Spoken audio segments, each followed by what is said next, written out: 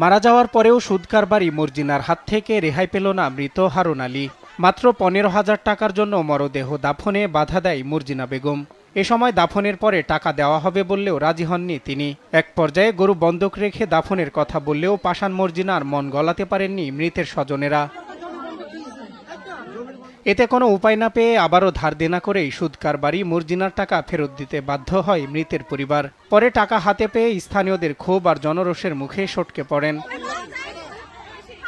চুয়াডাঙ্গার দামুড়হুদা উপজেলার চিতলা গ্রামে ঘটে এমন চাঞ্চল্যকর ঘটনা। জানা যায় নিয়ামত আলীর ছেলে হারুন আলী অভাবের সংসারে সুদের টাকা নেন একই গ্রামের সুদ কারবারি মর্জিনার কাছে। পরে অনেক টাকা দিয়েও শোধ করতে পারেননি তিনি। আমি বহুত টাকা দিয়েছি ভাই, সুদের ওপর টাকা নিয়ে আমার পুরো ওই ঘর দেওয়া অর্ধেক টাকা উঠ টাকা, আমি 10টা লোন তুলেছি, উঠ টাকা দিয়েছি। যখন আমি না দিতে পারলাম সেই 25,000 টাকা, আর 25,000 হয়ে গেল, না দিতে পারলাম। আমি পরে জমি নিয়ে এলাম, সেই জমি আমি করে খাতাম, সেই জমি তাকে দিলাম যে তুই করে খা, আমি যখন টাকা দেবো সেখানে জমি ঘুরে নেবো।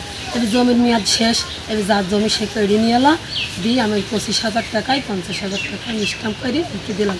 দিয়ে আমি 25,000 টাকা দিয়ে এলাম, আর ফের 10,000 দিলাম, আর 15,000 টাকা আমার কাছে পেতো। আমি বলছি সেই টাকা আমি তোর এবার দিয়ে দেবো। সেই টাকা কালকে নিয়েও এসে শিকারও খেয়েছে, আর বলছে এই মরা বের করতে দেবো না। এবার সবাই বলছে যে আমরা দেবো, তাও সে শিকার খাচ্ছে না, সহ্য করছে না। সে বলছে আমার টাকা দিতেই নাচ বের করবা, তাছাড়া আমার নাচ বের করতে দেবো না, মাটি দিতে দেবো না। গত শনিবার মেয়ের বাড়িতে বেড়াতে গিয়ে হঠাৎ স্ট্রোকে আক্রান্ত হয়ে মারা যান হারুন আলী। সেখান থেকে নিজ বাড়িতে নিয়ে দাফনের প্রস্তুতি চলছিল। মরদেহ গোসলের সময় হঠাৎ প্রতিবেশী মর্জিনা খাতুন দাবি করেন 15,000 টাকার। এ সময় টাকা না পেয়ে দাফনে বাধা দেন তিনি। আমার ভাইকে কালকে মাটি দেওয়ার জন্য আমরা নিয়ে যেতে চাই। মর্জিনা নামের ওই মহিলা ওনাকে বলে যে উনি আমার কাছে টাকা পাবে, আমি ওকে নিয়ে যেতে দেবো না, আগে আমাদের টাকাগুলো পরিশোধ করো, তারপরে নিয়ে যেতে দেবো। আমি তখন বলি যে বু তোর টাকা আসছে, আমরা মাটি দিয়ে এসে তোর টাকা আমরা দিয়ে দেবো। তখন বলে না, আগে আমার টাকা দিতে হবে। তারপরে আমরা বলি আমার বাড়ি গরু আছে, গরুটা তোর বাড়ি বেঁধে দিয়ে আসছি, বেঁধে দিয়ে এসে আমরা পরে টাকা দিয়ে গরু ছুড়িয়ে নিয়ে যাব। বলে না, আগে টাকা দিতে হবে আমার। এ ঘটনার পর স্থানীয়দের মধ্যে নিন্দার ঝড় উঠলেও সুদ কারবারি মর্জিনার বিরুদ্ধে কথা বলতেও ভয় পান অনেকেই। তারা জানান তার বিরুদ্ধে কথা বললেই হতে হয় মামলা বা হামলার শিকার। এদিকে ছেলেকে হারিয়ে পাগল প্রায় বাবা টাকার জন্য চাপ দেওয়ার ঘটনার বিচার চান তিনি।